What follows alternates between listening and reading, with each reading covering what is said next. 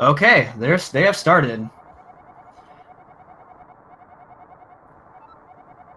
Okay, so the run begins with Zelda talking to you. She's telling you that the wizard Agam has taken over Hyrule Castle. He's mind controlled all the soldiers, and he's incinerated the king, and he's captured the 7 maidens, including Zelda herself.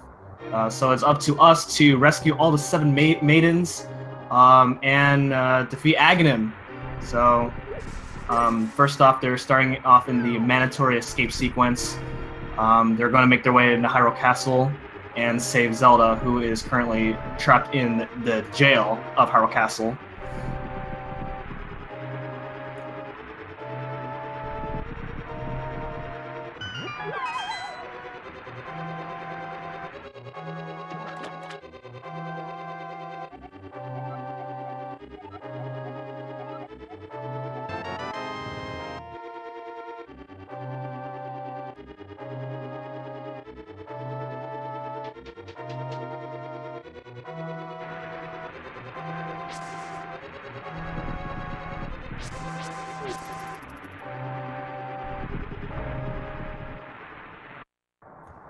Okay, there's 2 hallways you can go through. Everybody usually takes the left hallway on the way and back because it's faster due to pumping, which is a series of D-pad mashing.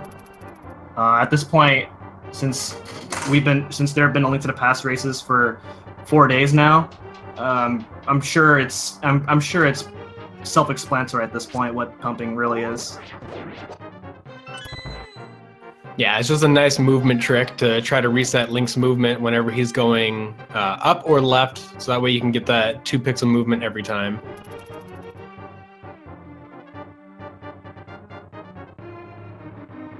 Yeah, so you can't really see you can't tell, but they are mashing their D-pad in order to gain a pixel for every time that they're mashing their D-pad.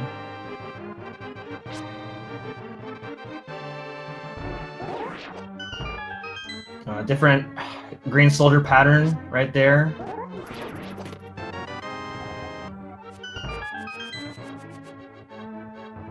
Good execution by Beheld there. Had a little bit of trouble with clinking the guard, but still was able to get that spin off. And as you can see there, they grabbed the boomerang. It's not needed to beat the game, but it is a little bit faster. It helps getting some items from long distances. Oh, having a little bit of trouble there. And we're seeing a different strat variation. Beheld is going for the 1-pot 4-slash strategy, which is a little bit safer. As you can see, Josh took 1 heart of damage from that soldier. So that's kind of the risk that you take for going for the 8-slash method. Not just that, but both of those methods, you can kind of sort of like the ball and chain card can glide around. The best thing you can do is try to either, I've seen a lot of players kind of slash him horizontally into the corner, and then that way it'll just keep him in place. Alternatively, you've seen racers kind of knock him into the lock. That way it'll keep him in spot. But ultimately, either way you do it, however far he is away from the actual lock, you actually want to boomerang the big key, bring it to you, that way you can get in position to get through that door to get the lamp and Zelda.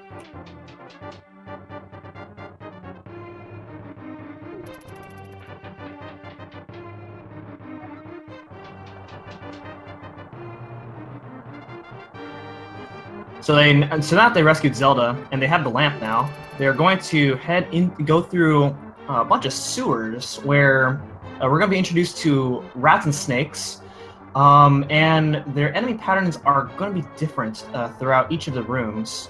So we'll see what patterns that these enemies will give both these runners. Yeah, the snakes are more easy to manage. They tend to really only go one direction in the base they're facing. Rats, on the other hand, they can be spontaneous. They're going to stop in front of door frames. They're going to come right into you, change direction willy-nilly. I'd say ultimately the worst enemy in this entire segment is the rats. Yeah, all the enemies, they start at the same place, but they move at different places. So in a way, it may as well be random. As you see, Josh is doing a fairly good job at reacting to these enemy patterns, and Beheld as well. The room that Josh and Beheld are in is actually the best place for you to do any kind of pumping. Outside of overworld movement and doing any manual staircases, water is going to slow you down the most. So if you are like, we don't suggest anybody doing pumping. It's more of like an advanced time save. But if you are going to be doing any pumping anywhere, at least do it in those rooms and on manual stairs. Yeah, because you move very slow in the water, so pumping really does help you save that amount of time. So you may not notice it, but they hold right in that room because Zelda will tell you to hit the switch over there, not specifying which switch. If you hit the left switch, then a bunch of snakes come out, and it's really funny. But you really want to hit the right switch.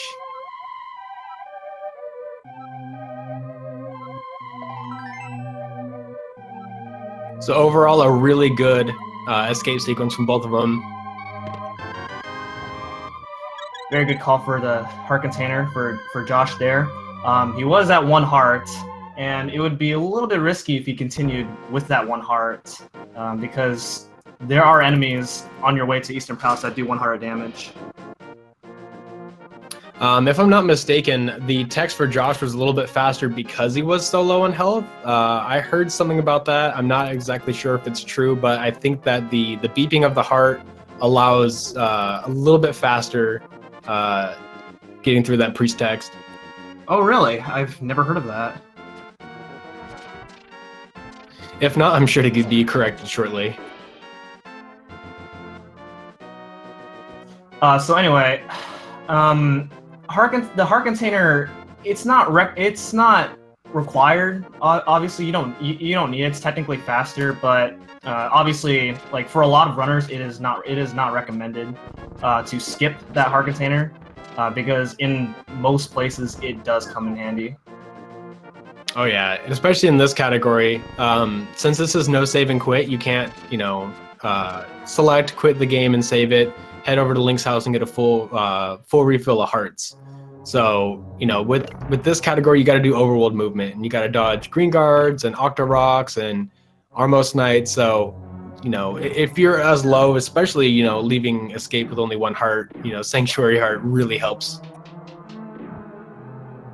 Yeah, and then especially when we get to the second half of the game where we're into the dark world, enemies start packing a punch on you. What if you get hit by them? So that's where the Sanctuary really does come into play.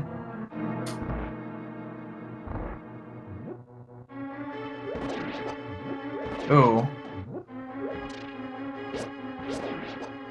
Yeah, that happens sometimes. Going into that room and throwing the pot diagonal, you do a really quick turn, and sometimes you end up throwing the pot up at the door, which oddly enough actually kills one of the skeletons, but not the one that you need in order to get through that room quickly.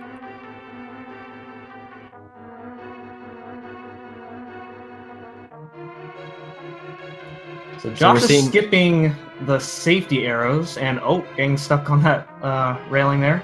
Yeah, he's skipping the safety arrows there. So that means he's gonna have to rely on an arrow drop later in the dungeon, whereas Beheld does not have to.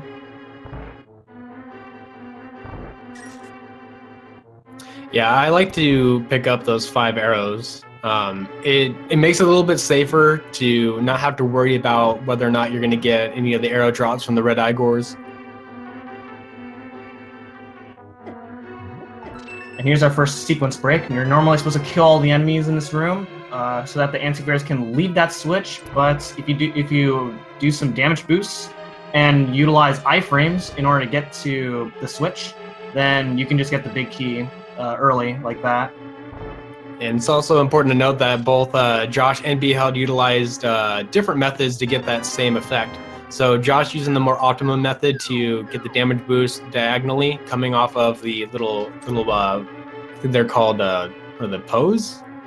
And then you see Beheld actually killing that one and is running straight into the anti-fairies. Now that one's a little bit more damaging, as you can see the difference in health totals, because those do 1 full heart of damage versus the little guy only doing a little half heart.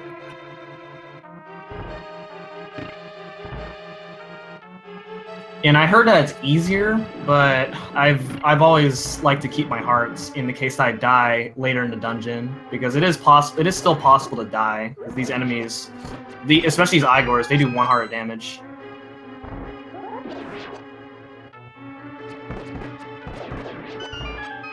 Oh, he skipped the arrow drop, but he has enough arrows.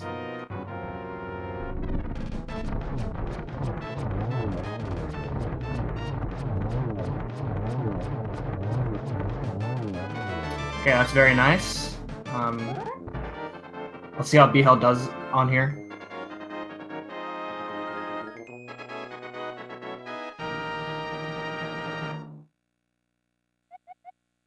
So this segment here to defeat Armos optimally needs a minimum of 18 arrows. You gotta shoot 5 to the right and then 13 down. And that'll defeat the boss rather quickly. As you see, you know, Josh is leaving with only 4 arrows and Beheld is leaving with 7. They would have pretty comparable arrow totals. Beheld did grab another set of arrows. Yeah, there's a bunch of different ways where you can set up the Armos quick kill, as we call it. But the way that both runners did it is the easiest way. And every different way is about a few frames apart from each other.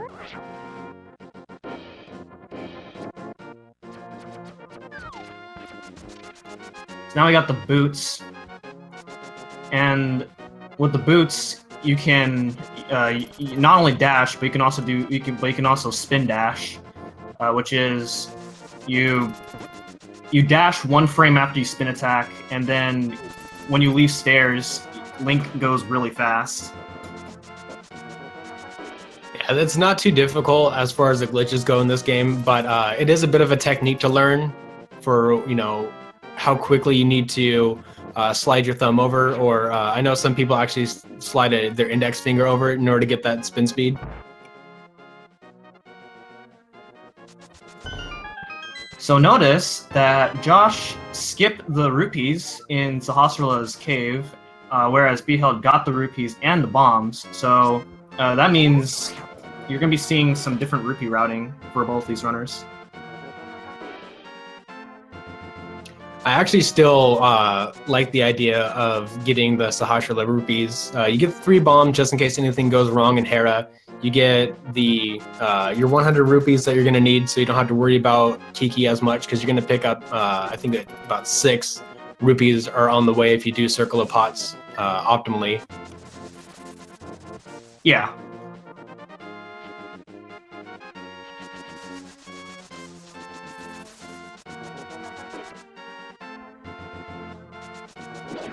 So yeah, Beheld's rupee route is safer than the one that Josh is going to go for, because later on Josh has to try and not get hit, otherwise he's going to mess things up, and that does lose a significant amount of time. But he should be. But Josh is feeling confident with this route. Yeah, the rupee route isn't too insanely difficult to try to learn. It's just every once in a while you come up across something where either you miscounted or you got hit accidentally. So it's just one of those things where every time you kind of take on a new technique, there's a little bit of a learning curve and a little bit of an insurance package. But luckily for Josh, if any of those fail, there are plenty of backups, including Sahasrala himself. Exactly. And now we're in Desert Palace. And this dungeon utilizes how useful dashing is. So if you ever want to understand how dashing, then this dungeon's a good place, because you'll be dashing a lot.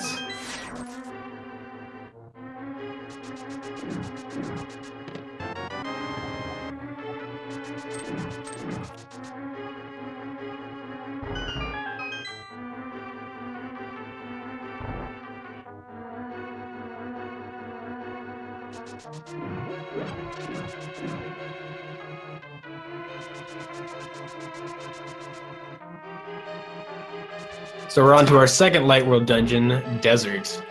Desert is home of the Power Glove, which we need in order to get through and get to Hera. But its use is gonna kind of like go out of the way, not too soon or not too far out into the future. You really only get to utilize it heading on your way towards Thieves, and then you'll have the Titan's Mitt from there on.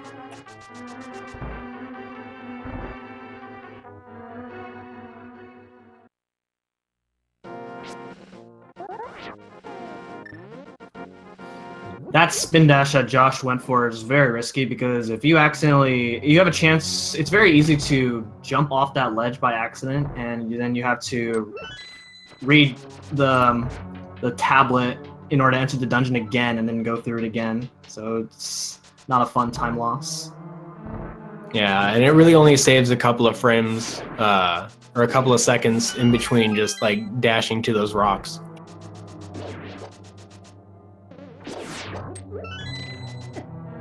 Oh, that was not lucky.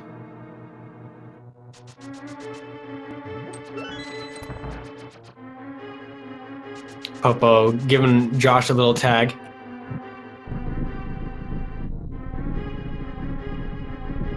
Alright, so this dungeon was really easy to go through so far, but this boss is really hard to do fast. Yeah, one of the baneful RNG bosses of this game.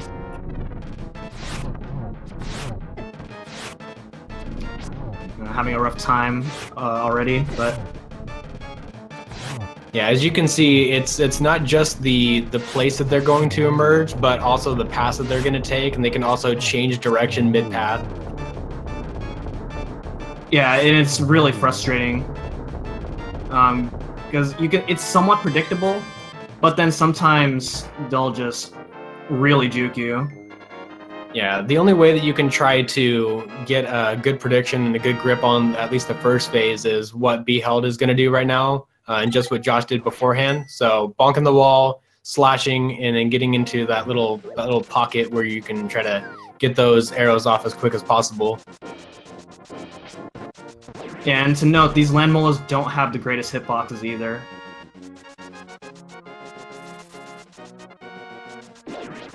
And the worst part about that is the bow is very unique in this game. You can only have one arrow out at a time. So if you shoot and miss, you have to wait for the entire travel time of that bow or that arrow shot to hit the wall. And if you move like diagonally, or if there's just too many landmos on screen, you're going to end up lagging your room and losing even more time. Okay, so that was fake flippers. If you screen transition a frame after the frame after you land in the water, then the game gives you flippers, and so you can swim to that portal. You have to be really careful though, because if you get hit, which is entirely possible in that screen, then you soft lock the game and you're forced to save and quit, and that's not fun to do. Yeah, it happened to me yesterday. It's definitely a stressor, and especially with the RNG that Josh had, where the Zora was going to pop up right in front of the portal, so he had to be quick and get in there. Oh, see Beheld. Oh, he's going for the backup one. Okay, he gets it. So on this screen, if he gets hit on this screen, since he activated fake flippers on that screen, he's not going to soft lock. Yeah, I'd say for anybody that's trying to learn fake flippers and stuff like that, if you want to approach it and you're afraid of getting hit more often than not, approach it from that screen.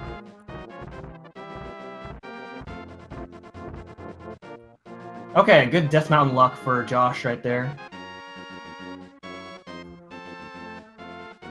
The randomness around Death Mountain is that the squirrels move in very erratic patterns, and then the boulders are also random. So, like, especially like when you're trying to set up spin speed to speed your way through Death Mountain, like the boulders can really get in your way. And not only that, as one final as one final thing that Death Mountain can do to you, there's a dead rock that's on the way to the Hera entrance. If you try to dash through there, you can actually end up knocking the dead rock right in front of the dungeon entrance. Yeah, and then you have to go really far away to try and despawn that dead rock.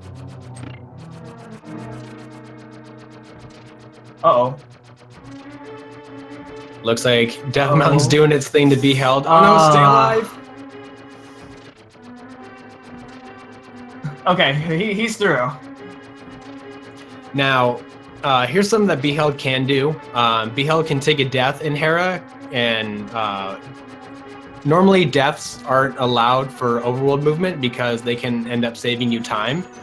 But deaths inside dungeons can be a great way to, reset yourself up for, more health, especially if you have to use a mirror in a dungeon.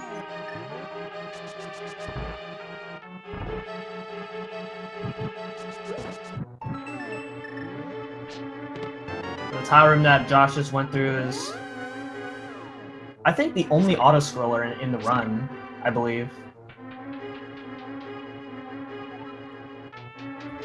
There's a few ways to speed it up, but other than that, you just kind of have to wait through all of the tiles to be thrown at you. Yeah, I've heard about how you can try to get there and kill the little tiles as they're floating up as quickly as possible. And it looks like Beheld and Josh utilize two different methods of being able to get to this little spot where you just kind of take a break and take your hands off the controller. Beheld opting to use a bomb, and Josh was using the item dash that you'll see a little bit more often in the run. And that's our next sequence break of the run. We have bomb jump. You're normally supposed to go upstairs and fall down a hole in order to get to that moon pearl chest. But what he did there is something called a bomb jump, where if he's standing on the edge of the screen or at the edge of the pit and place a bomb, then it boosts him across the pit so that he can get the moon pearl chest early. Yeah, it's not a really bad trick to learn. It's actually pretty interesting. There's a lot of different spots that you can stand in order to still get the trick, but the reason why some of them bonk versus just try to get up to the very last pixel before you fall off will allow you to increase the amount of frames that it takes you to get over. And that was a good fight. That was a pretty nice fight for Josh. He didn't fall down this time. That's good. Alright, Beheld hitting the safety switch. The reason it's the safety switch is because right before Moldorm, there are a bunch of pots, and all of them contain hearts. So he will have a lot. That will allow him to give him a lot of hearts to work with.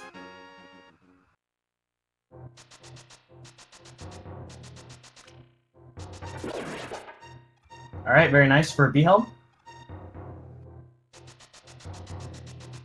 Now, if I'm not mistaken, I think I saw Beheld grab the hit the switch, so he's going to have access to these pots here. Each of them have hearts underneath it. Very useful when you're going up towards Moldorm.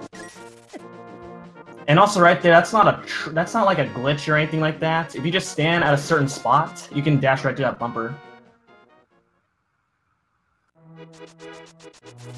It's unfortunate though. Josh taking damage from the first crow. So if you fall down that hole, you fall down 2 floors like this, and that's very unfortunate.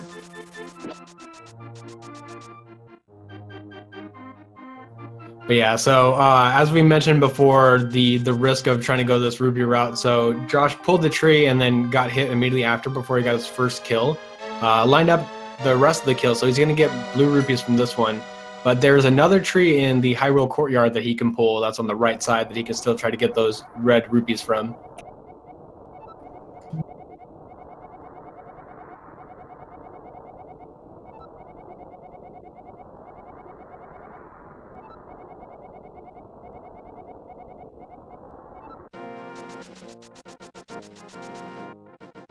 Okay, Beheld's through. Yeah, Beheld utilizing the dashing strats to go through Moldorm. It can be a pretty safe way to get through, as long as you're not, directly head on with Moldorm's head. You won't get knocked back.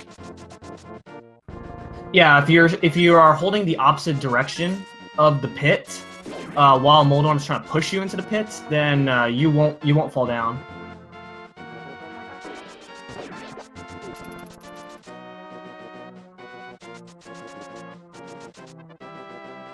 Okay, so yeah, like what Nini was saying, you have to, or Josh is gonna have to get backup rupees.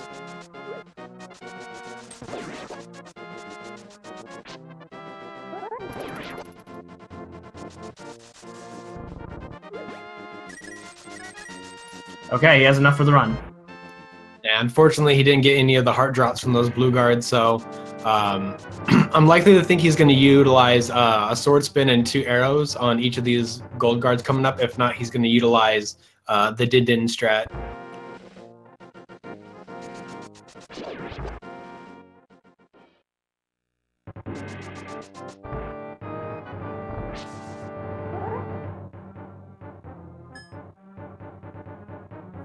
Just like that.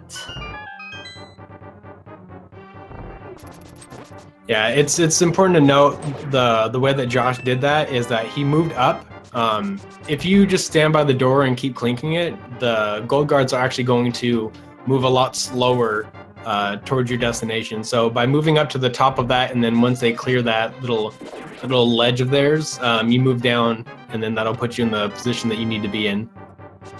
Also, the reason he dashed into those blue soldiers that you saw earlier is because he's trying to manipulate a prize pack so that he can get a fairy later on in Turtle Rock. Because when you dash into enemies, you I believe the way it works is when you're dashing into enemies, you can't get drops from them.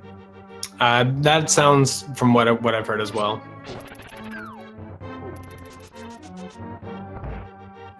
Also, Beheld grabbed the mushroom there, so he is going to be picking up powder later on.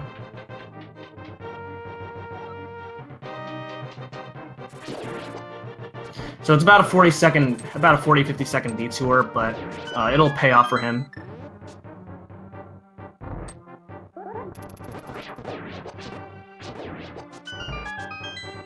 These 3 rooms with the 2 red guards in each of these 3 rooms are some of my least favorite rooms in the castle dungeon. Those are really good circular pots. You got really good RNG with the not the innermost guard, but the outermost red guard. All right, so as Josh is finishing up A Tower, we're going to see how Beheld handles this. So Beheld has sword beams this time, so we'll see if we'll see another different strat. All right, who wants to guess in chat how many blue balls both these runners are going to get? I'm going to be counting the blue balls for both these runners.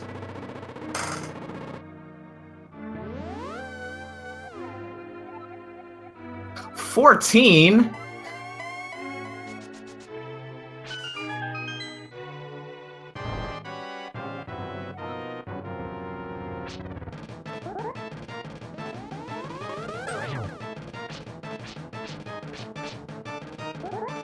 So you're likely to see this happening with Josh. Whenever Aghanim is going to be in a way where you can knock him towards the center of the room, that's a little bit of frames that you can save.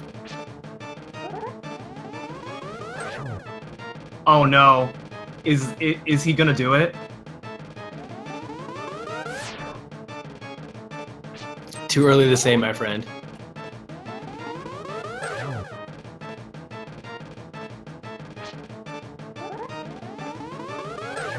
Oh my gosh. 0 blue balls for Josh. This is amazing. It's going to put him on for sure a sub 30-minute light world, which is a really good goal whenever you're trying to like cut your time down. There's a lot of different goals that a lot of people aim for.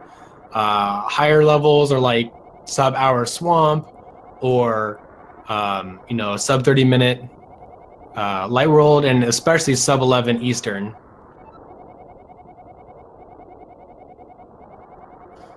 It's alright, Josh just needs a reason to pull even further ahead.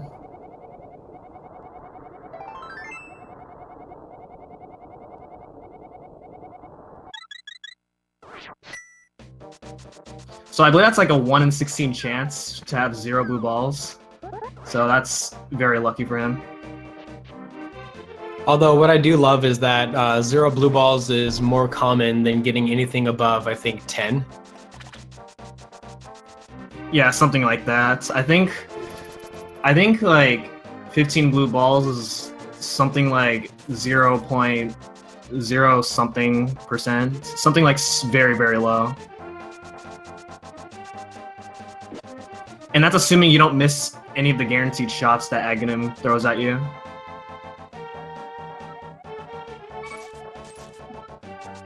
Yeah, it looks like 3 is your most common. Josh getting the book. Oh, that's 1 for Beheld.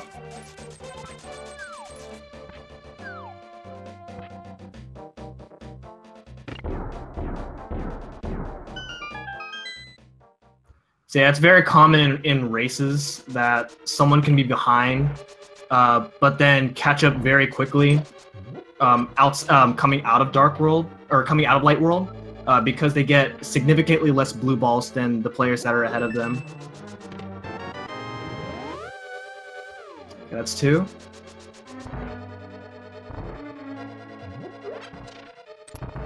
And that's 3.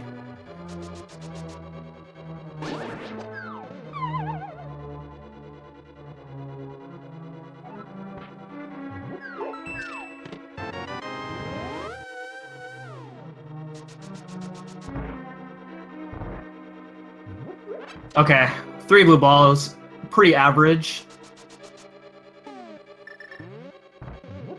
But that does set Beheld a little bit farther behind Josh.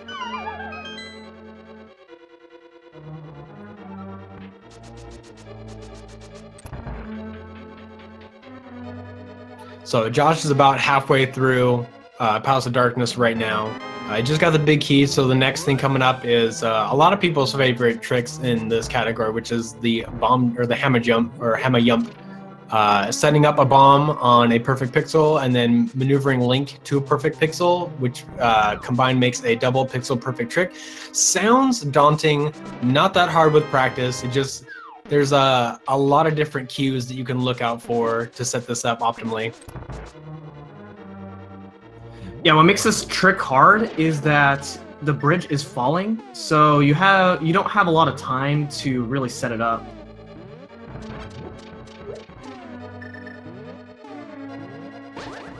Okay, very, very nice. You got it.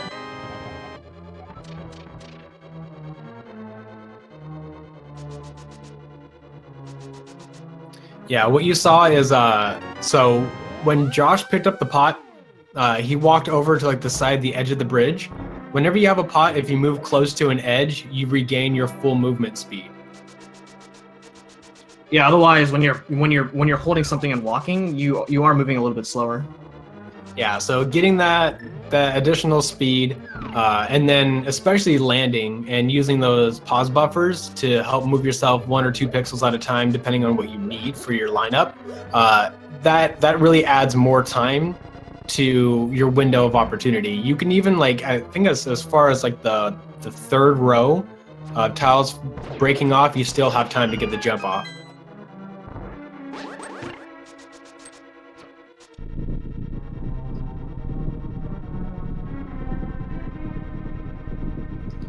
So keeping full hearts throughout the dungeon is really good because that saves time for menus, because you can save time by using sword beams instead of any other long range weapons like boomerang or arrows. In order to hit that switch right there, you can just use the sword beams. It saves a bunch of time on menus, as well as allows you to have more hearts for the boss Helmasaur King.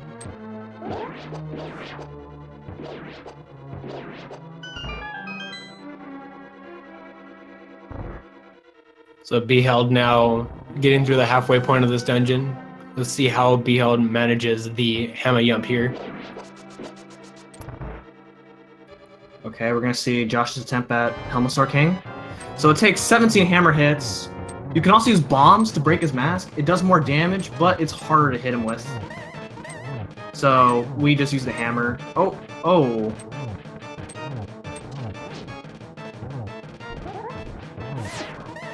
And also, you have to go really close up to his face in order to hit him with the hammer, in order to hit his second face with the hammer. Hammer does more damage, but as you can see, it's a bit risky.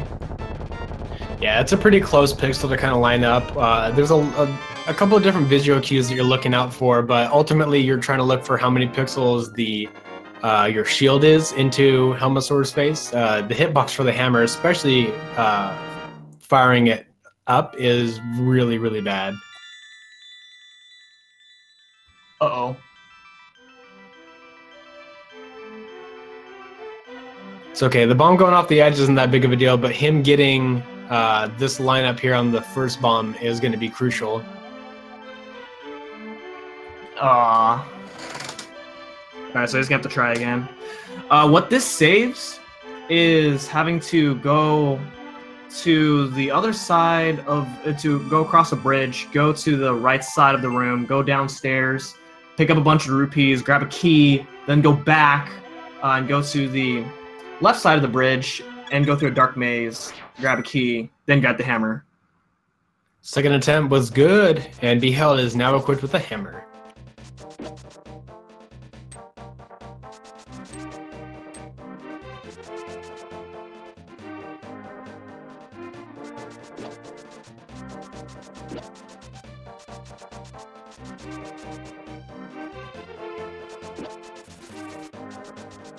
Ooh, that bird. And the Snapdragon, both of those. Yeah, both those do 3 hearts of damage. So if you got hit by any of them, that wouldn't be good. So what you just saw very quickly was a item dash. It's interesting to note that the hammer, when you item dash with it, knocks down any pegs in your way, as well as it'll also knock down any pots in your way, enabling you to get in and out of these situations really quickly, especially that little bridge that you got to cross. There's a lot of enemies that want to get up there and start hitting you. And yeah, the hammer dashing is useful in a lot of places.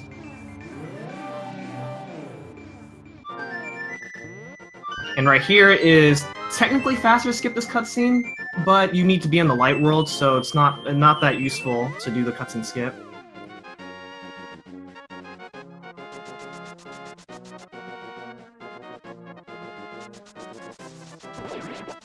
Yeah, because you'd still have to get to the light world to get past the spot that Josh is about to get past Usain Bolt, the fastest red guard in Hyrule. And with spin speed right here, this spin speed is really important because it allows you to outrun him, just like that. Oh, looks like we have a turtle party going on here. As you can see, Josh uses the flute on the side of the statue, and it allows the bird to leave the screen earlier. Yeah, I believe where he's at right now is almost, if not the closest to the farthest you can be to still get the flute to activate.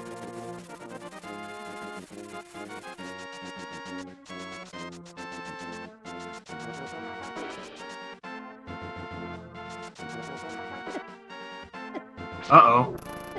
Oh, man. Yeah, that screen can go really wrong if you mess up in there. Yeah, luckily those little blue guards don't do too much damage. That was really close to the fireball on Beheld.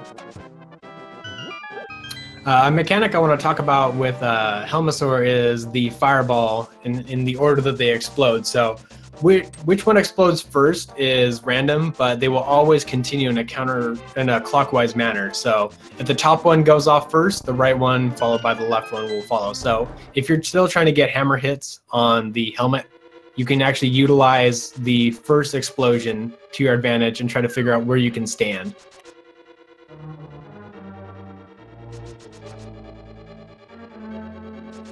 So this is the fourth Dark World dungeon. And that seems weird to for the casual viewers who are watching this, but the reason is because it's a lot faster. Not just that, but the dungeon boss for this takes the same amount of damage from any upgraded sword, any weapon, anything. So it doesn't matter what level of what you got, he's always going to take one hit in each of the 3 phases. And Yeah, I and do this actually believe that opens this up is. Oh, sorry, I didn't mean to talk over you. What? No, keep going. Yeah, all I was going to say is this is really the only boss that you can, or one of the only bosses that you can fight in Light World easily with the fighter sword. Some of the glitch categories you'll see fighting blind with. Oh, he got it. You want to talk about what Josh just got? So if you stand at just the right spot and you dash upwards, then you have to hope that none of the enemies in that room get in your way. And that room is famously known as the Hellway, because it is exactly what it is. It's hell. You might see it for Beheld depending on what Beheld gets, but like that room may look easy, but it's really difficult to traverse through.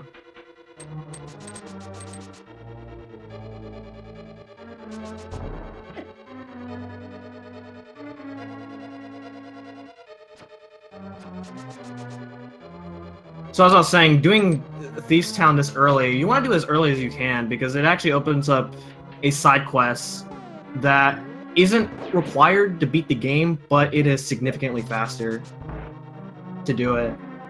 Not just that, but being in this area, we actually link Skullwoods and Thieves Town close together just because of their dungeon proximity, and really, you don't need all that much to defeat both of these dungeons. After you leave Pod, you already have everything you need to get in and through these.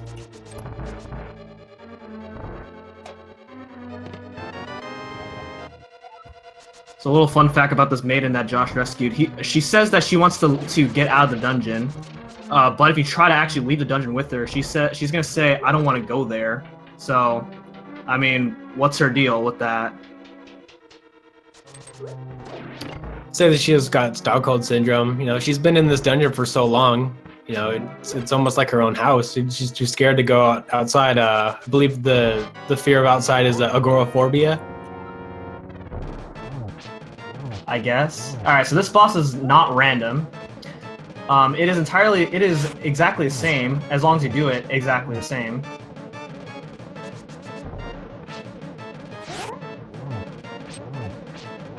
Just like that. Oh, and as you can see there, here's the detour to get powder on Beheld's screen.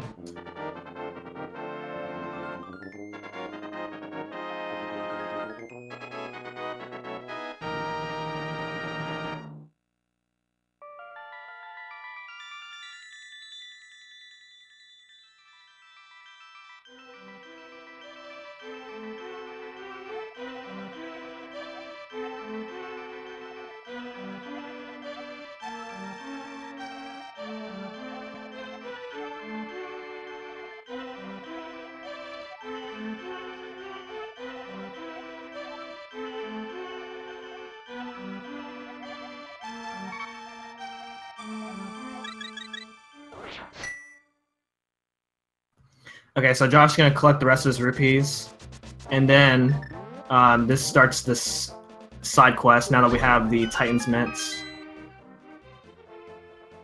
So this is gonna be a sword upgrade, where he's gonna rescue a frog, which is actually one of the dwarves on the right side of Kakariko. And for 10 rupees, the dwarves are going to upgrade your sword, your Master Sword, to the Tempered Sword, and it'll do 3 times the damage as the Fire Sword.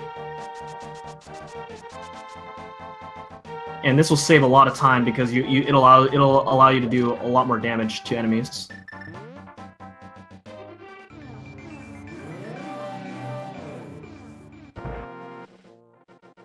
It's also important to note that these dwarves don't matter what level sword you come in with, as long as it's not the level 4 sword. They will temper your fighter sword, as you may see in some glitch categories.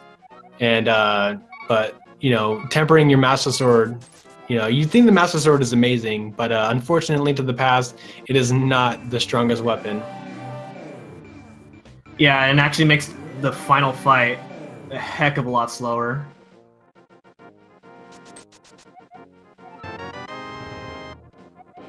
So what happens if you actually take the gold sword to him? I actually don't know. Oh, but it doesn't work. Yeah, I believe it doesn't work because they don't downgrade. I think the game is coded to upgrade only those 2 levels. Ah, okay. So I know that when you get the Power Gloves after you get the Titan's Mitts, then it actually downgrades to the Power Glove. Yeah, that's because I don't think they decided to put those in there because they didn't think that anybody would be, you know, running the game out of its intended routing.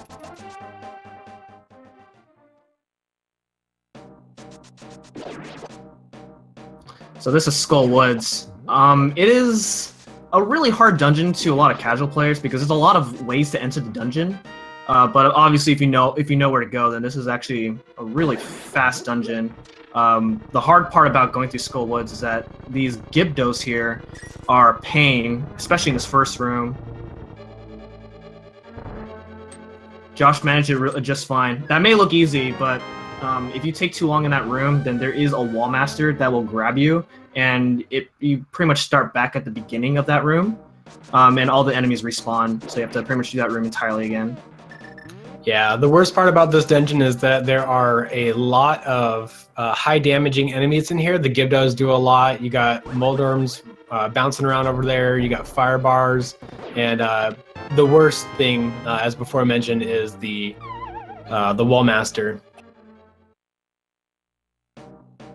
And he falls down in that pit right after getting the fire site because the iframes actually carry over that screen transition, so you can go through that ropa.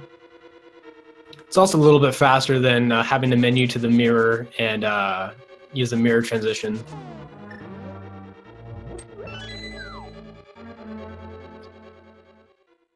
All right, it's Beheld attempt at blind.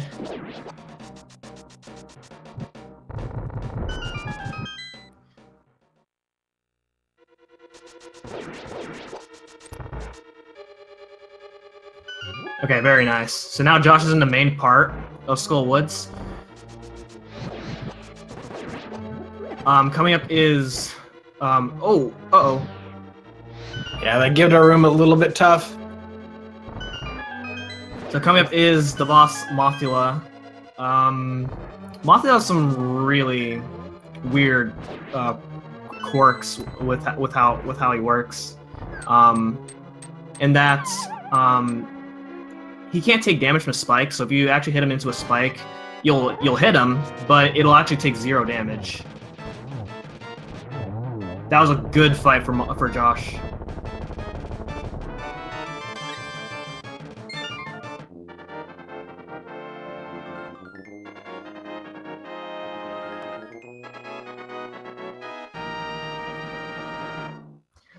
So I believe we're gonna see Beheld obtain half magic, as far as the last time I watched him do a run. And half magic is a little bit out of the way. It requires you to have powder, and then you have to fall into the well that's right by the dwarf's house. And then there'll be his bat that will his text box will say that he's going to do something really bad to you, but he allows you to use half the magic that of items that use magic.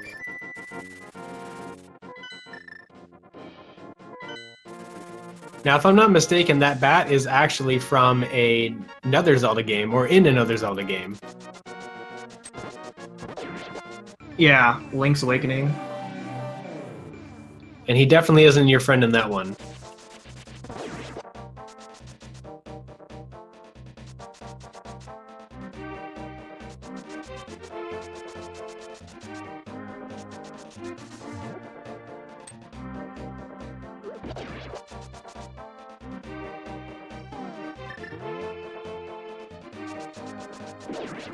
All right, you see Josh dashing through these guys once again. He's still trying to keep from killing those guys specifically, as they are part of the prize pack that he's trying to keep that fairy for in Turtle Rock. And it looks like Beheld is not going for half magic. Okay. No, but he got the fence dash. Yeah, fence dash. That fence dash is really hard to do. Let's go.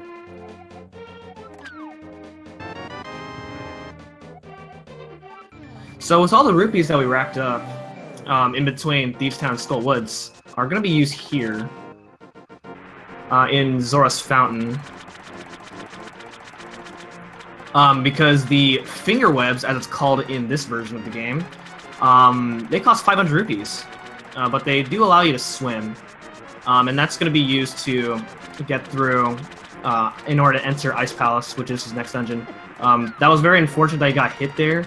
That means he's going to have to do some slightly slower strats in some rooms in Ice Palace.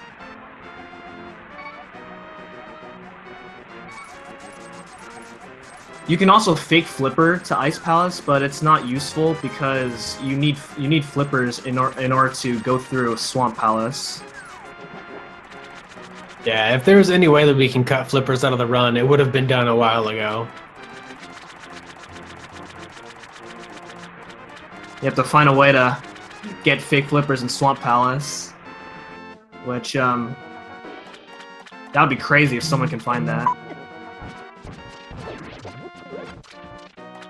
Ooh, that's a hard hit to take. That's 2 hearts of damage for those little crabs that give you only 1 heart back more often than not. So Josh is not going to be entering this dungeon with the optimal full hearts to utilize sword beams. So Beheld about to make his way through the second half of this dungeon. Got the fire rod in tow and heading towards the last part of this dungeon, taking on Mothula. Oh no!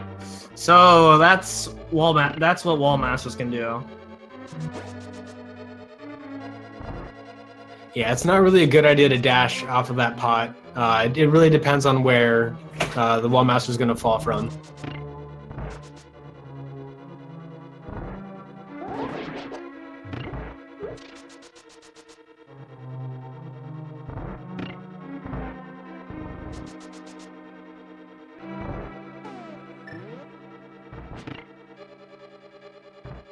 So Ice Palace is actually, personally, it's my favorite dungeon. Although it's really risky because there are some strats that you do where you take intentional damage. And in addition to that, the boss, Cold Stare, does 4 hearts of damage if you get hit by him. So, and if you actually die, then you lose about maybe 4 or 5 minutes, something huge like that. It's not fun. Yeah, and it depends on how far into the dungeon you get. If Cold Stare kills you, you're out of magic. So there's a couple of backup strats that we might see runners do. They might try to kill the little pickles outside to go for the full health or full magic refill, but more often than not, you'll just see them go ahead and do Swamp Palace and return to ice. It's very common to see runners forfeit in races because they died to Cold Stare, because it is a very it's a very demotivating death. And also, that was a really good fight for Beheld right there.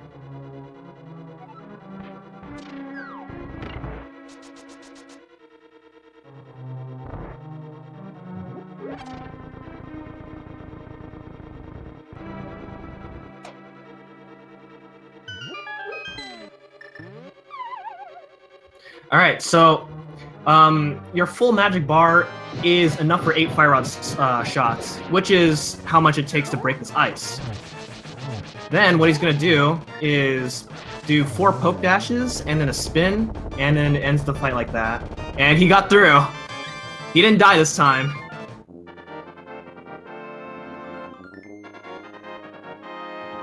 I'm sure Josh knows that it's really hard to fight Cold Stare. Yeah, the way that Josh fought Cold Stare is the optimal and really tough strat. Another one that you see commonly, one that I do, is the 5-slash. You do much the same setup, but you just kind of position yourself in a way that your slashes are going to continuously knock the Cold Stare puffs into the corner. much safer, as long as you are on the correct pixel and you're slashing in tempo. Yeah, and you also want to be constantly moving during that fight, because there are falling icicles, and they do 2 hearts of damage if they hit you. So if you're going to get hit during the fight, it's best to get hit by the icicle. Yeah, Cold Stare with only green mail, because getting blue mail is so unviable, and it would make the Ice Palace segment so much longer. He does 4 hearts of damage to you. And we've actually seen some races, not here, but where you defeat Cold Stare and 1 icicle still falls on you, and that can kill you. Oh yeah, that would really suck. Yeah, it and Vitreous, I believe, are the only 2 bosses that can kill you even after the boss is dead. There's a couple of seconds where the little goo around Vitreous can still hit you at least once. Yeah, blue mail is obtained in Ice Palace, but it's so far out of the way to get, so we just never really pick it up.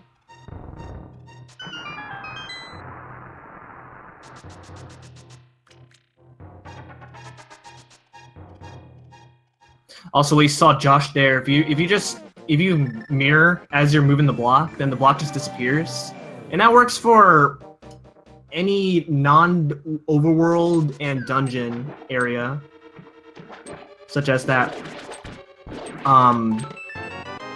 Light World Swamp Palace, I guess you can call that.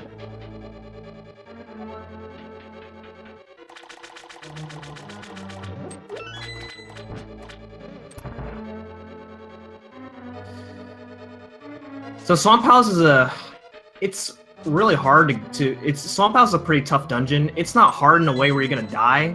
Or at least I hope that you're not gonna die in Swamp Palace. But there's a lot of enemy patterns and subtle movement that can really add up to significant time losses.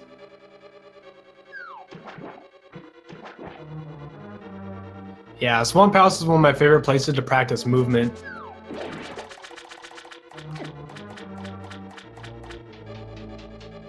So as you see right there, he got hit by that enemy. It wasn't in his control, and that's one of the things that can add up throughout the duration of Swamp Palace. Other than that, it's pretty straightforward. Since this is the second Darkhold dungeon, you're doing this at this point of the run, you do have a lot of equipment to work with, so you're not going to really take too much damage. Yeah, you have an upgraded sword, you have more hearts, and I feel that even this dungeon coming in at like number 2 in like the vanilla pathing is really, really mean.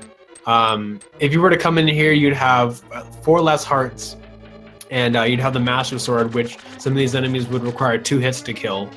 And if you get powdered, this dungeon has 0 anti-fairies. Yeah, I find the boss Argus to be really hard with the Master Sword. So it's nice that we get the Temper Sword. So this is like especially like one of the nicest things about having the Tempered Sword. Yeah, and even if you were to like come here second, the hookshot really doesn't save you that much time across dungeons. It would allow you to get spin speed a lot easier, but if that's the case, then just more or less practicing getting that spin speed. And we see Beheld was able to get that bomb jump. Very good job. Not an easy trick to line up. Yeah, and that bomb jump is actually huge, because it does skip like half the dungeon, because this dungeon normally takes 10 minutes. Yeah, that is definitely the hardest bomb jump in No Magic Glitches, depending on how you line it up. And either way you line it up, it is still a bit nerve-wracking to execute well.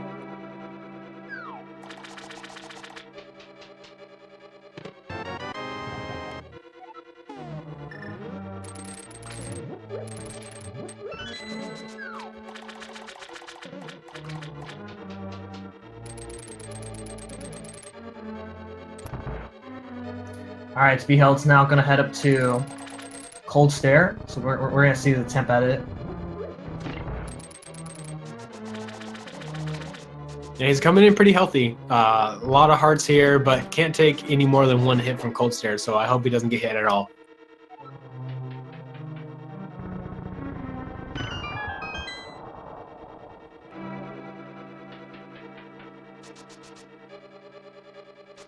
Oh, they get away from him. Oh my god. It can be really scary. Okay, he's through. It can be really scary if they split apart like that. Especially when they're coming at you from 3 different directions, then like there's really not much you can do about it.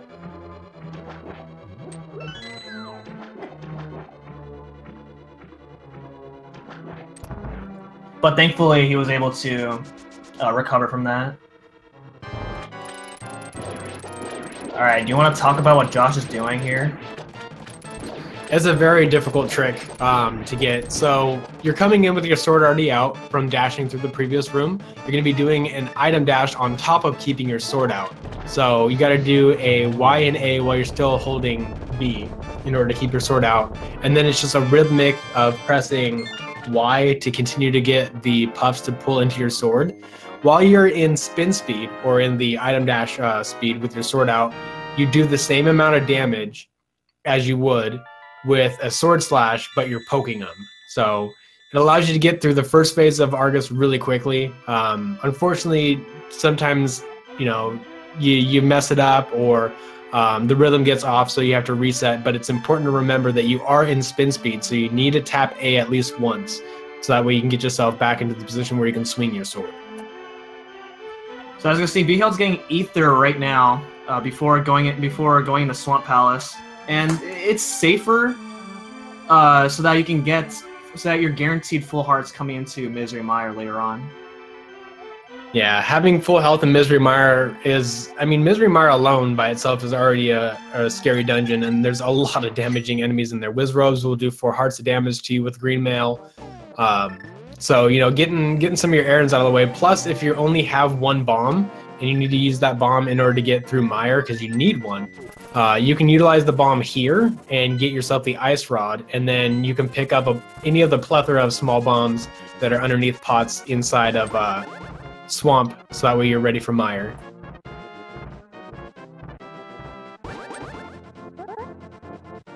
So this is the easier version of doing the super speed method.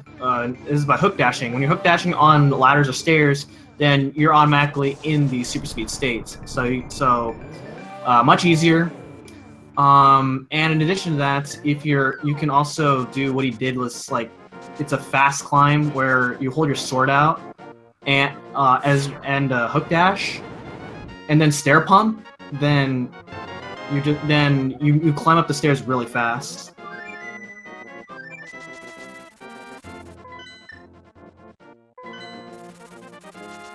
Yeah, it looks like Beheld's going to be getting the Ice Rod, more likely during the Turtle Rock segment.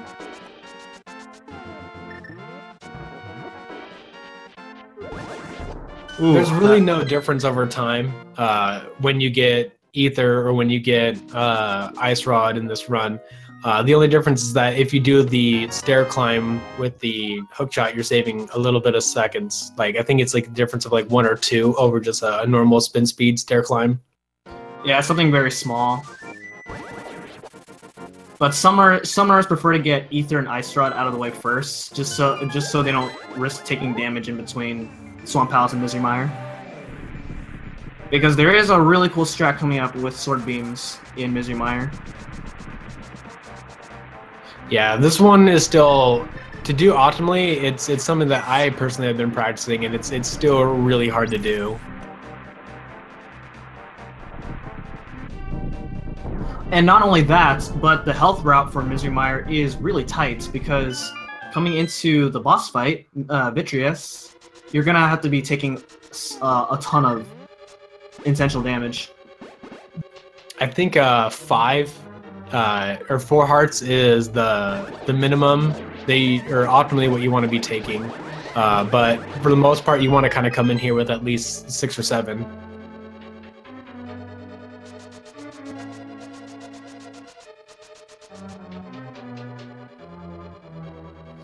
Yeah, and for that and there's a lot of like really difficult things in Misery Mire, so this is like I consider this to be my least favorite dungeon in the whole game.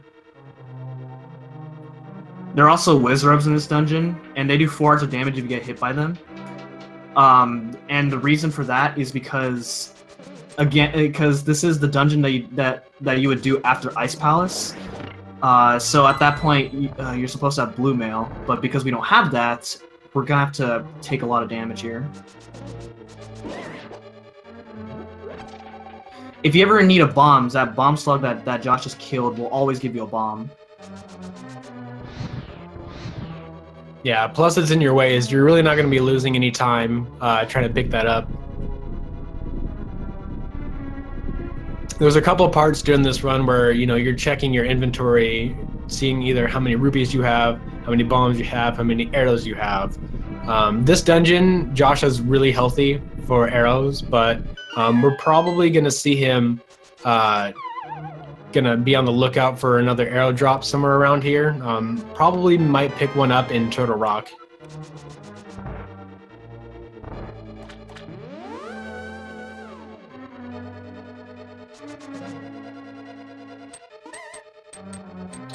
Beheld having a little bit of trouble in this room. Okay, he waited there because in this version you can actually get hit while you're falling in a pit. So during Link's falling animation, that fireball can hit him. That's one of the few disadvantages of this version that we're playing on.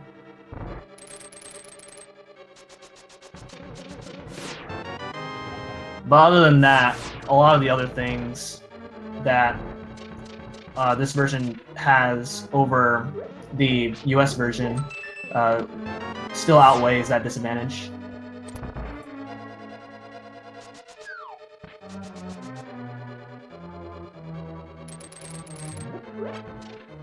Anyway, he's grabbing that heart so he can have more for Vitreous.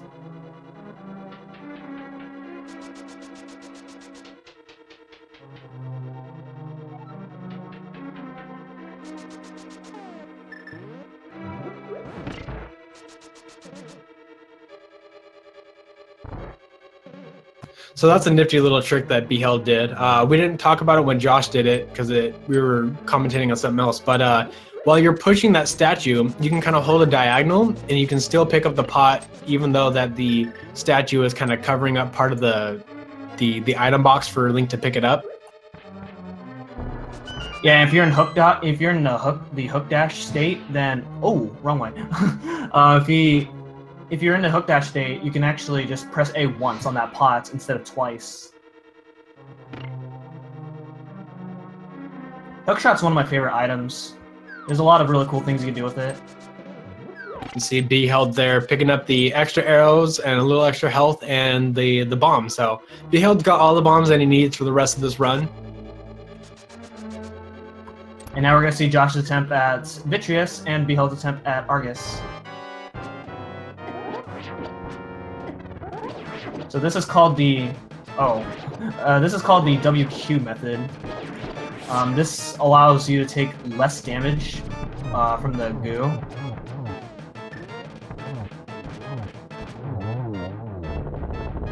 Oh, he misfired one of those arrows, so he had to do 2 slashes to equal the same amount of damage that one arrow will do to him. Yeah, and to note, if you mess up anywhere in that fight, you're probably going to get destroyed by those eyeballs, because those eyeballs do 4 hearts of damage. Yeah, there's a nice little safety spot on the right side of it. If you walk up to the right side and then hold your sword out to the left and push up against the wall, the Link is standing on a spot where he won't get hit by the little gunk. So what you can do, and what makes it a little bit easier, is you can kind of ride that wall up and down to dodge the eyes and fire arrows. Obviously, it's not very optimal. You're probably going to run out of arrows. You're going to have to find some more along the course of the run. But if you're trying to get through the boss, trying to get through the run and avoid a death, it's definitely a safe path to take.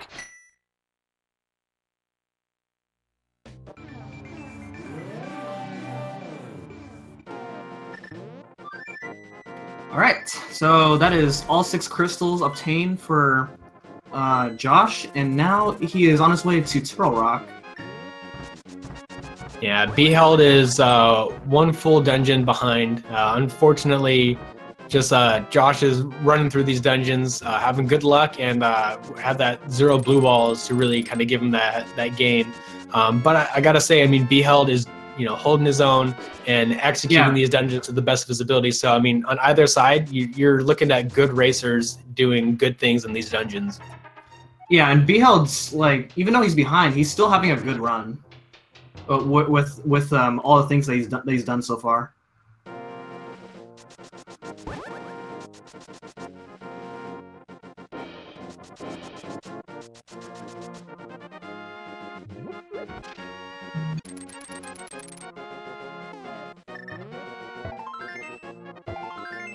So Josh, getting through the hammer puzzle here. You want to go in order from right to left, including the centerpiece.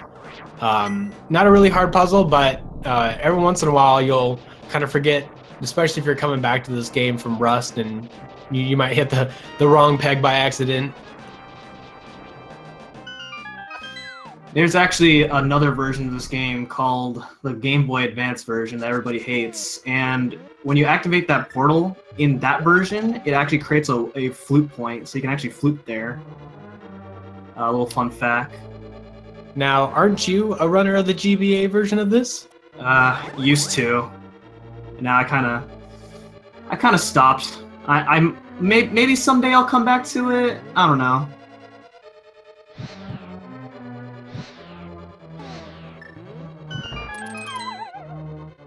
Now, I know a lot of people seem to have a problem with that game. Is it mainly just because the screens are a lot smaller and the controls are just a little bit more rough? Controls are different. And like you said, yeah, the screen is smaller, so it's kind of hard to see the entireties of different rooms. So you kind of have to do different strats, because not everything is loaded because of how small the screen is.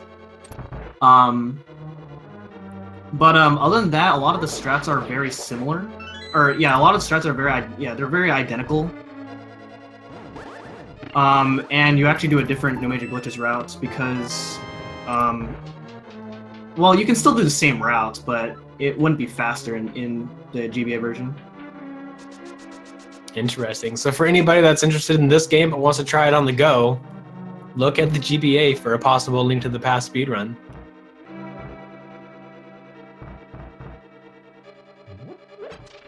There we go. Josh picking up those 5 arrows right there. Yeah, and to note, the reason it's not faster is because you can't do something called Torch Glitch that you can do in this version, and it makes the Ganon fight significantly slower.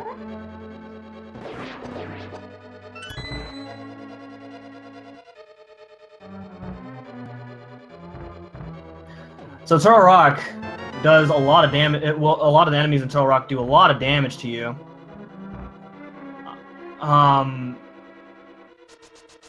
And in addition to that, you use a lot of magic. I think this is the dungeon where you use the most amount of magic.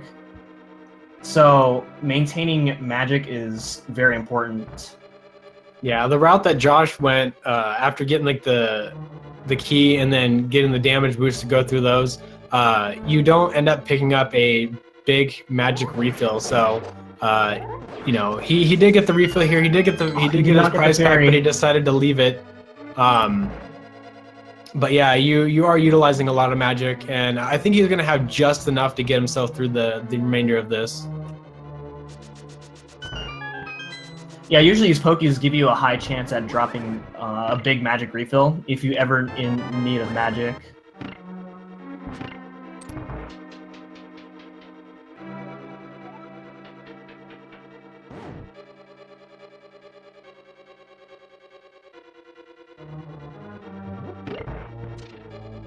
This is one of my least favorite rooms in Turtle Rock, or at least it used to be when I was learning this. Yeah, more often than not, you're going to be taking 1 hit of damage. There is a way to get through here damageless, but it really depends on. I think you have to slow down a little bit just to get the fire bars in a perfect position. Yeah, you can also menu to the hook shot and you utilize some weird properties of the hookshot. You actually can't get hit during the hookshot animation, so we saw Josh do in the roller room with the hookshot. is an example of you can't get hit during the hookshot animation. All right, we got Beheld coming up on Vitreous as Josh is coming up on Trinex. Let's see how Beheld handles Vitreous with full hearts. I just want to mention that this is one of the significant uses of powder. Oh, he got hit. Okay, if he takes too much damage, he's gonna have to do some safety strats here in this fight. That was really scary. So while you're not while you're not taking damage from the eyeballs while you're on the sludge, the lightning lasts long enough where in between the chances of you coming out of your iframes and getting hit by the sludge, you can actually get hit by the lightning, which I was getting scared for Beheld there, but yeah, unfortunately he does take a death, and we're gonna see a secondary rematch of Vitreous. And this does lose a very significant amount of time. You do have to go through a lot of the dungeon. You can skip some parts. Now there's actually a really nice shortcut that he can take in order to get to Vitreous, in order to get back quicker. He's not going for it? He may not know. Oh.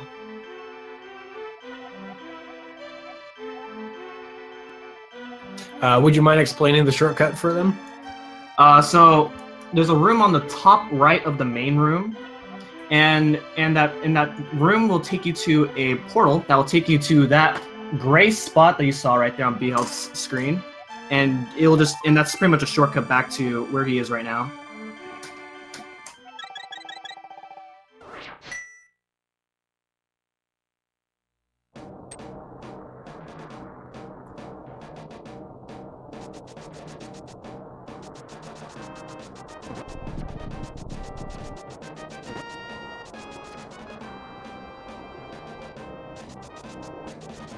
So now we're going to Ganon's Tower, and Ganon's Tower is really intense. There's not a single room that you want to sleep on at all.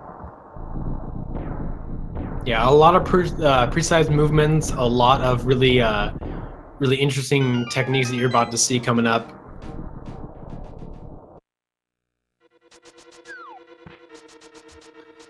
And it's also very, very punishing.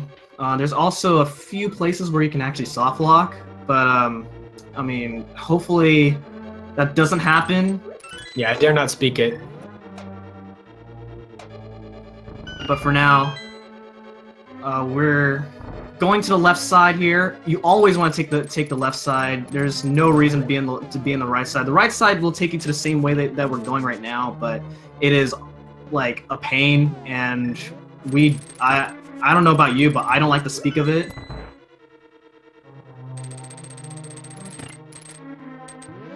Alright, and a rematch for Beheld ends in victory, and it looks like he did get hit by the slime, as I was talking about, so yeah.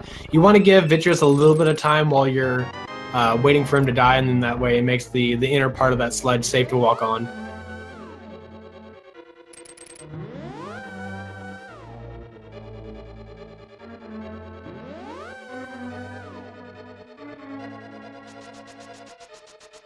So right here, what he's going to do is he's going to line himself up in a way where he's going to bonk over that wall so he can go over that warping portal.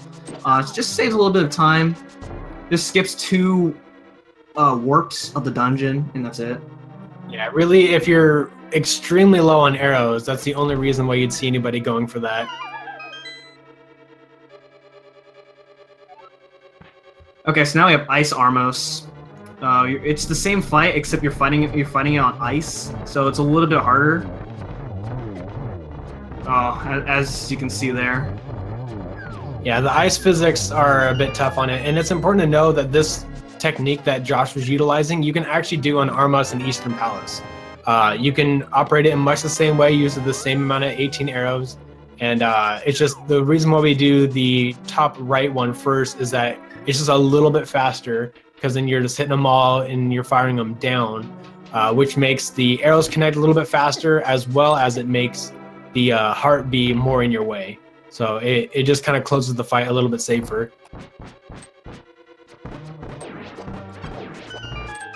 That's really good. There was an item in Turtle Rock called the Mirror Shield, and it would make those 2 rooms that Josh just went through a little bit easier because their beams can really wreck you if things go wrong in those 2 rooms. But obviously we don't have that, so he managed that fight in a way where, or those rooms in a way where he doesn't have to deal with the beams. Ooh, Beheld going through the drive-through. That is really nice. Alright, so these are 5 really hard rooms in a row. Yeah, you have RNG in the way, you have BMOs, you have red skeletons, which are the more annoying of the 2, as they not only jump away from you, but they also just throw bones in your way. You also have moving tiles, and at the very end of it, you have to fight another Light World boss. Again, his tower features all 3 of the Light World bosses that we know and love. Thankfully, since we have a lot of equipment, these Light World bosses are they're pretty easy, especially this one right here. The only thing you have to worry about for this one is that fireball shooting in the bottom. And other than that, guaranteed 1 cycle. Well, not really. Well, not necessarily guaranteed. There's some luck involved with that fight, but you did get a nice 1 cycle. Yeah, it's interesting to note that, like, if you are a runner that's still grabbing gold sword and silver arrows, this dungeon will actually be a lot faster for you than if you do it optimally and at the very best of your abilities with a tempered sword, because you'll have silver arrows that defeat Armos Knights with 1 shot each. Same thing for Land Mollusk, and then even including the Ganon fight will be faster than anything. So dropping the gold sword and silver arrows, you will see a time loss, but it is faster overall to avoid those. Yeah, and it's very far out of the way at this point to grab the gold sword and silver arrows. Otherwise, it is, of course, pretty fast. Yeah, it's a completely different round. Oh no, Beheld! Does he have enough magic? He does, but he's going to have to actually shoot differently because he's going to run out of time. Oh no! Man.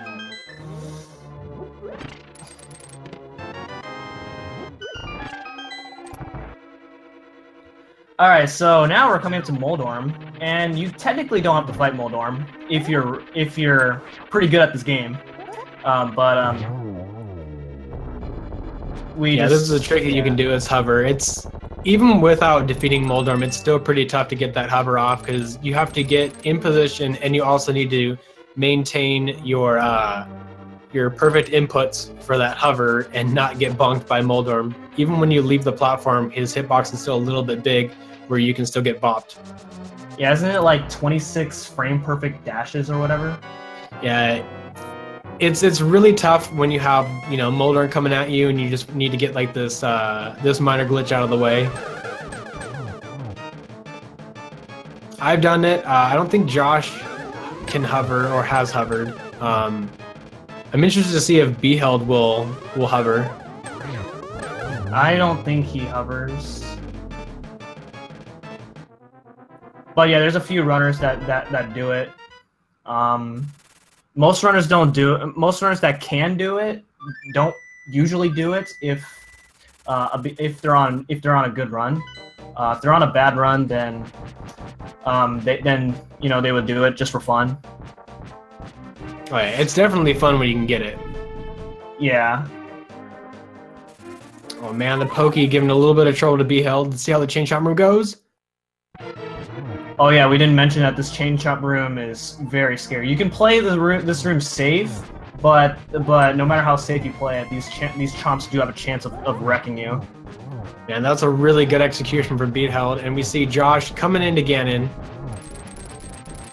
So you're supposed to have gold sword and silver arrows during this fight, but there is a way to actually beat Ganon without those items.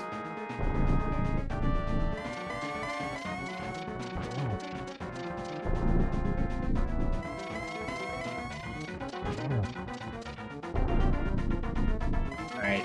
Getting some good warps here for Ganon, for Josh.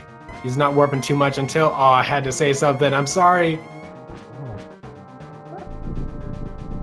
Okay, now we're coming to this phase. So right here, what he's gonna do is he lights that left torch, and so that it never goes out because the right torch has never went out. Well, the right torch never goes out, so he only has to deal with the left torch. So it saves a lot of magic, and therefore it makes this fight easier to deal with.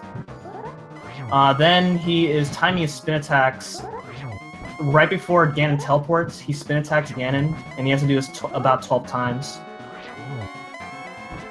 If he has the silver arrows, then he just shoots 4 silver arrows at him.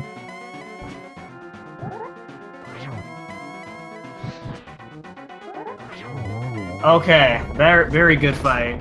Alright, so this is going to be about a mid 125, so that's really good for a marathon right there.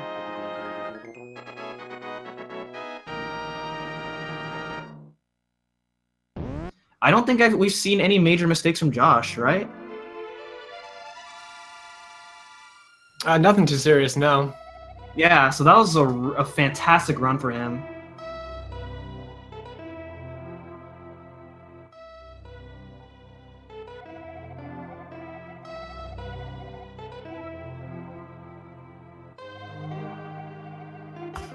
All right, so Josh is done. So everyone, let's hope that Beheld finishes strong here. He may got that. He may have gotten a little bit wrecked by Moldorm, and as well as that death in Misery Mire. But he's still. But other than besides that, he's still pulling strong. Oh yeah. Also, what he did in the previous room is utilizing the hookshot properties so that he doesn't get hit by the fireballs. Yeah, by the fireballs. Saves a heart. Of course not faster, but it's a little bit safer if he's not confident for Trinix.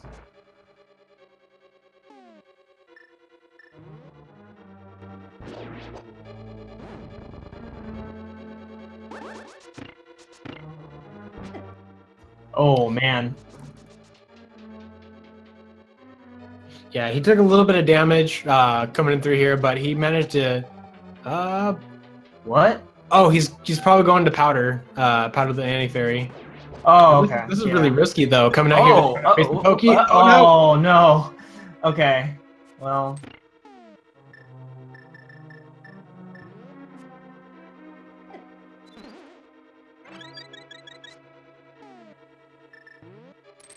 Okay, he has enough hearts now.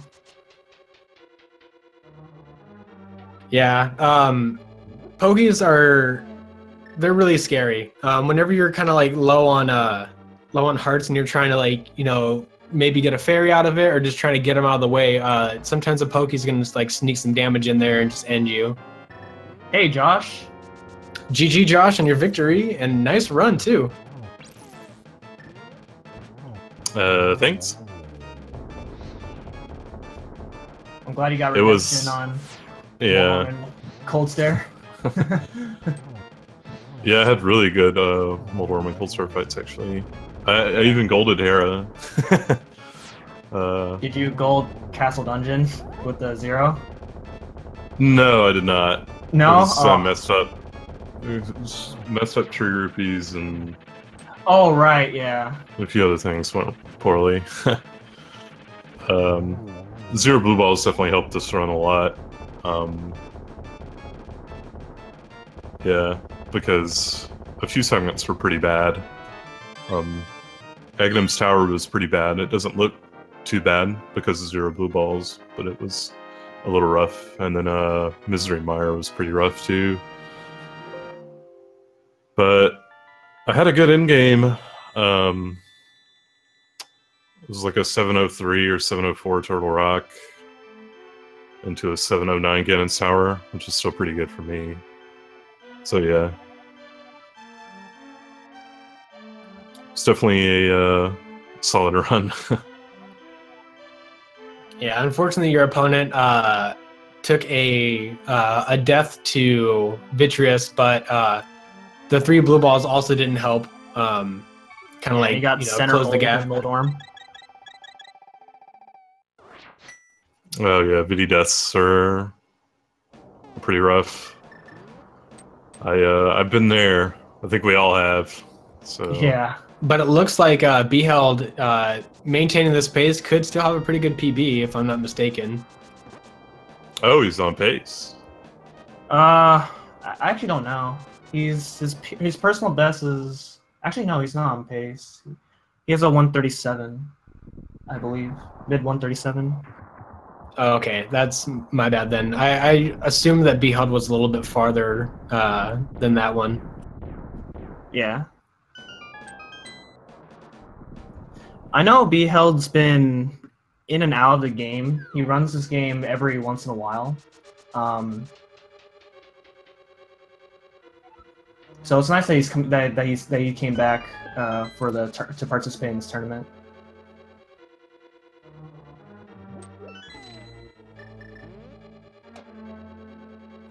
All right, Josh. So you have 2 races out of your way. So, is there any possible chances as to when you're gonna race Canster? Yeah, we've already got it scheduled actually for Saturday. I believe at 6 or 7 Eastern in the evening. Oh, nice. Yeah, so I'll have all of them out of the way pretty early. I guess I already know with this one that I'm moving on to the brackets. This guy. And hopefully with this run, a 125.28's pretty good, no reset run. So hopefully with this one I can get a good seeding for the brackets. So I'm pretty happy with this run. Even a bit of it was luck with 0 blue balls, but still, it was a nice time. Are you aiming to improve your personal best soon? Yeah, I'm gonna keep trying, but it gets pretty hard. At 124. Past that 124 mark, you're really hoping that all those like minor bits of luck that add up, like hopefully, like you actually get like a decent luck in order to get a well executed run in order to get like mid 124 or lower.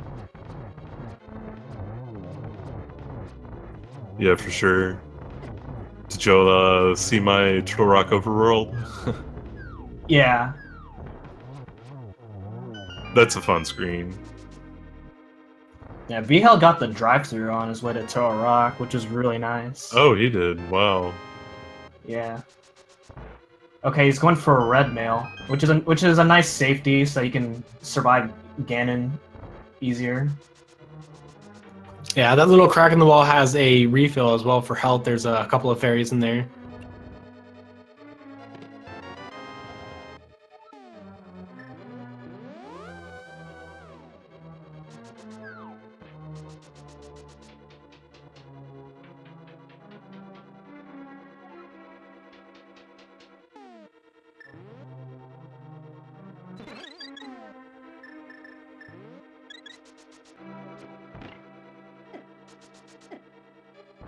Oh, Ooh, got the red mimic in his way.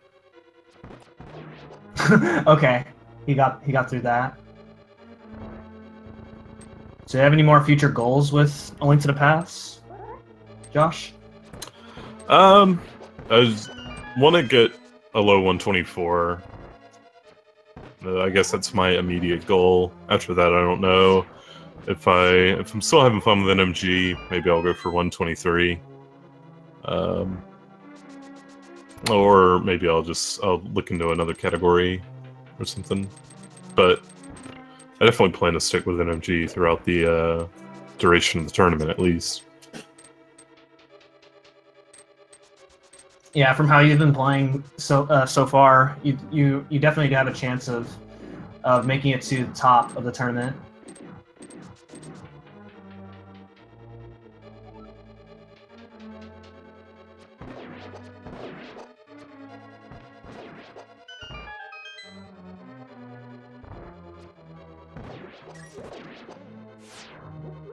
This is looking like a really good gauntlet for Beheld. I already threw two of the 4 rooms and getting pretty good RNG with like these horse heads and the skeletons in the way.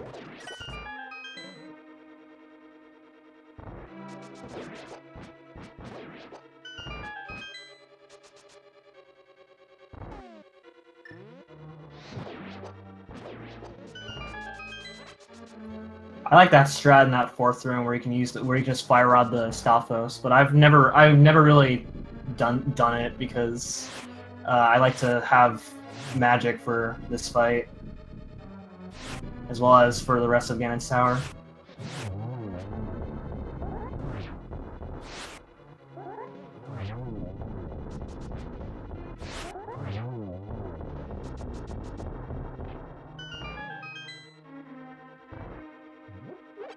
I was picking the magic drop for safety in case something goes wrong in the torches.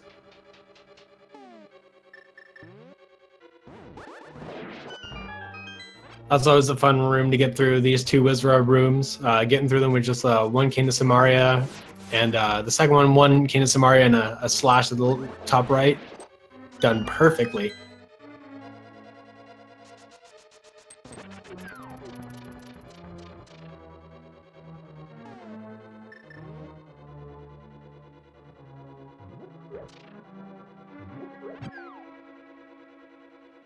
Okay, he's doing the safer way of doing torches.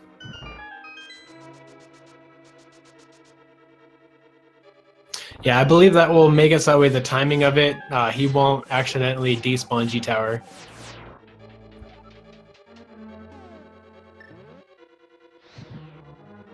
Which was before the aforementioned thing that I didn't want to talk about until both of our racers were past it.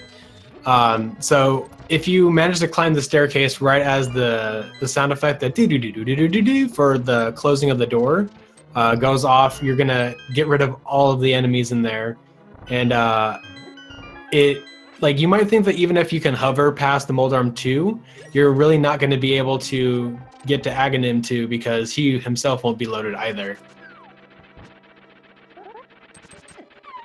Aww. Ooh, and insult to injury lands on one of those spikes. Yeah, this fight's easier because you have more room to fight him on, and also since you have a sword upgrade, you can do more damage. Yeah, a slash and a spin, but unfortunately he got a poke in the first hit. What's weird is that with the fire sword, if you spin attack him, it actually does the same amount of damage as a slash. But then when you use a sword upgrade on Moldorm, the spin attack actually does more damage.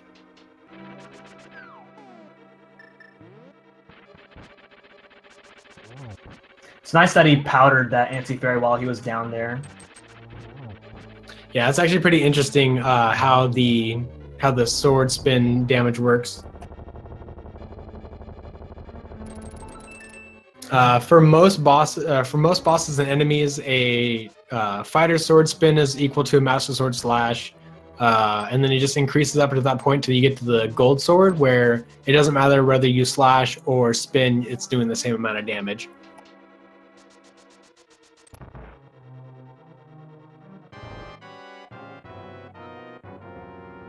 Alright, it's Aghanim.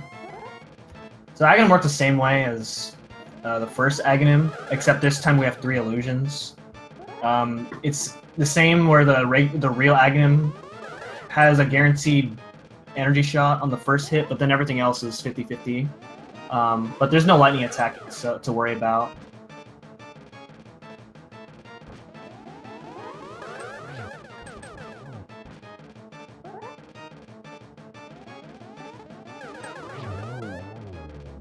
Very nice Aga 2 fight for Beheld.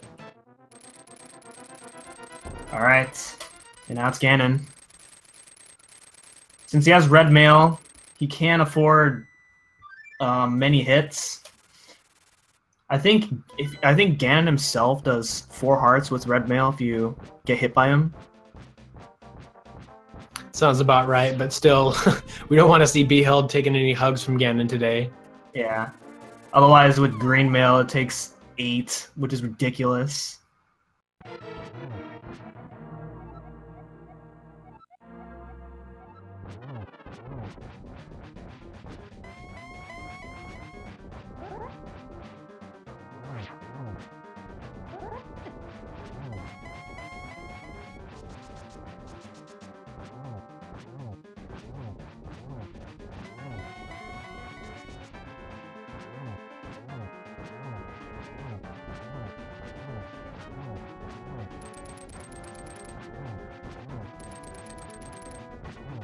All right, looking like he's gonna have to do another round of phase 2.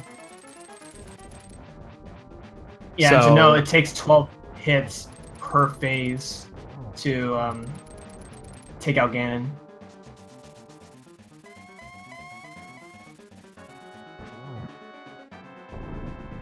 On this phase, you can just hit him once for each time that he's stomping.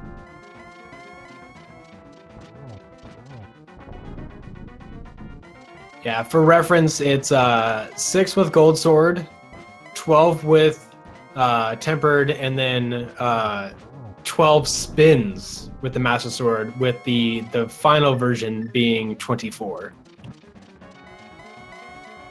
Yeah, so in low percent, this fight is really intense. And scary. You're already down 1 heart and you can have 0 safeties.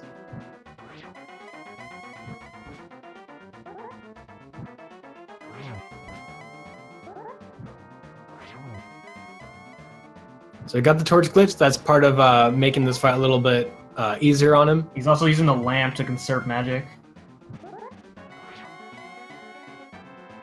Yeah, you've seen some of the runners get 3 hits with the fire rod. You can still get 3 hits with the torch depending on how fast you are. Like, see, now he's going to get 3 this round if he doesn't get hit by any fire bats. Boom, nice triple hit with the torch. Lining up for another set of 3s. He should be almost done now. Ooh, it is possible to fall off during this fight. You have to do the entire fight all over again.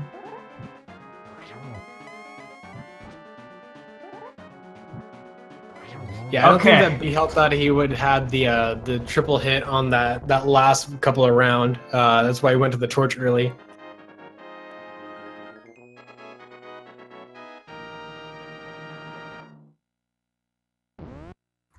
Okay, 142.01. Beautiful. GG Beheld and GG Josh.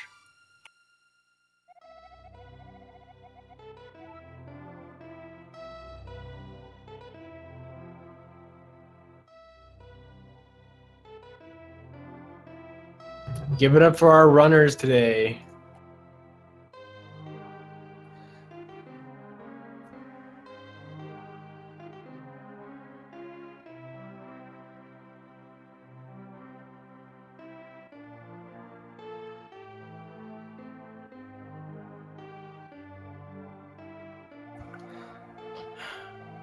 So I don't know if Beheld's going to come into voice chat with us, but coming up,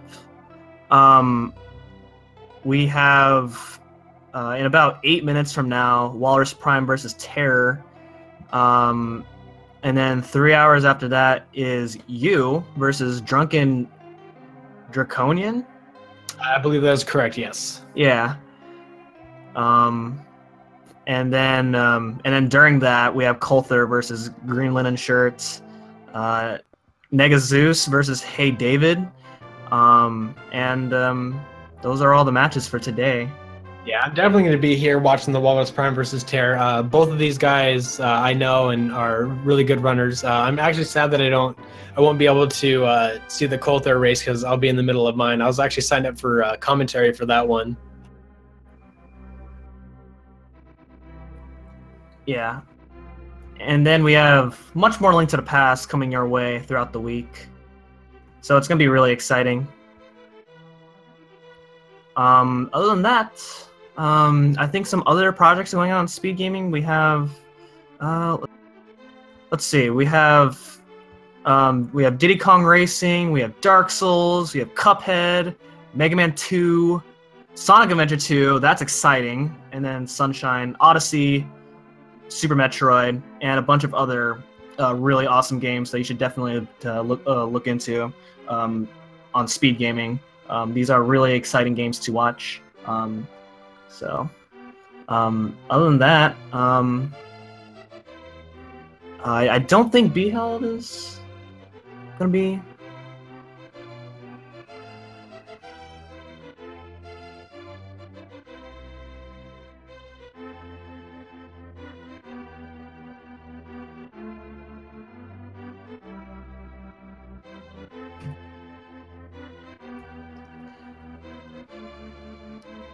So do we have any last words to say?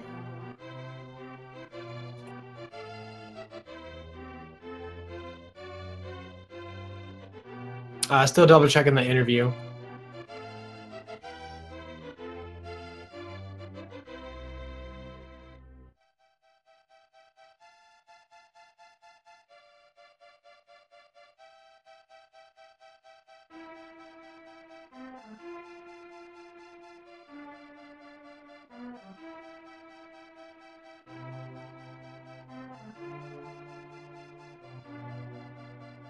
All right, he's on his way in. Okay. Hey, how's it going? Hello. Good job on your run. Oh, yeah, thanks. It was pretty rough at times. I failed that bomb jump. And then, I don't think I really started messing up too much until I got to, like, Death Mountain was horrible. The first Death Mountain in Light World and the Death Mountain going in Dark World as well was terrible. Yeah, that was really rough on you. And then, Mire, that was pretty rough. Just like, I don't know, like, bad pattern, I guess, of eyeballs or bad timing or something. Yeah, sometimes those eyeballs can just come at you like really fast, and it's just hard to really expect that. Yeah, but it is what it is. And T-Rock went a little bit sour at times. Like, I messed up on the torches. I like mirrored out. And Moldorm wasn't the friendliest today, like both times. Yeah. yeah. But, you know, I guess when all is said and done, I mean, it wasn't too bad. Like, you know, could have been worse.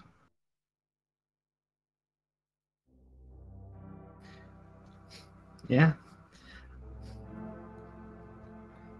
Yep. But I've been practicing without powder, you know, so I figure. Oh yeah, skipping powder is like a huge transition once you're able to do it. Yeah, I just need to get a little bit more consistent because I figure that's probably going to be the only way that I'm going to be able to beat you in our race. Is if I skip powder and I, pull it off. I'll be looking forward to our race on Friday. Yeah, that'll be a good time. Yeah, we should also race Hundo again because the last time we raced Hundo was fun. Yeah, I'm dying to do Hundo, man. Like, I'm not really a big fan of it. I'm really a big fan of any percent. I mean, it's okay. Yeah. It's okay. I don't know, just like 100% is just like a lot more fun. I don't know why, like, but yeah. So I'll definitely be getting back to Hundo probably after the tournament. Hopefully, try to get good time, low 30s or maybe even like a sub 30. We'll see. Long way to go though. Yep. Long way to go. All right, so But yeah, good stuff. Is that everything that you two want to say, Josh and Beheld? Yeah, I guess so. I mean, thanks for the race, Josh. Good stuff. You killed it. Yeah, Josh. 125. That's... I don't know if you saw it, but Josh did get 0 blue balls on Aghanim. Oh, that's yeah. That really kind of carried the run a bit because it wasn't particularly great. Besides that, maybe parts of it were good, but yeah, 0 blue balls helps a lot for sure. But yeah, thanks for the race, and thanks M-Chan and Ninnies for commentating. You got it, dude. Yeah, appreciate it, guys. See you all again Friday. Yeah. All right, take it easy. All right. Thanks for watching the race, everybody, and hope you guys stick around with for the future speed gaming projects, as well as more Link to the Past. And thanks to the tournament organizers for letting me participate and letting all of us participate and commentate on these races. Couldn't put it better myself. That was really awesome. Just reiterating, Speed Gaming is where you're going to go for the Walrus Prime versus Terror race. That's starting here in a couple of minutes. Speed Gaming 4 is where me versus Drunken Draconian is going to be at 8 p.m. Eastern, and then an hour after that on Speed Gaming 3, this channel will be Kolthor the Barbarian versus Green Linen Shirt. I've been Ninnies. And I'm MChan338. You guys have a fantastic day and keep speed running.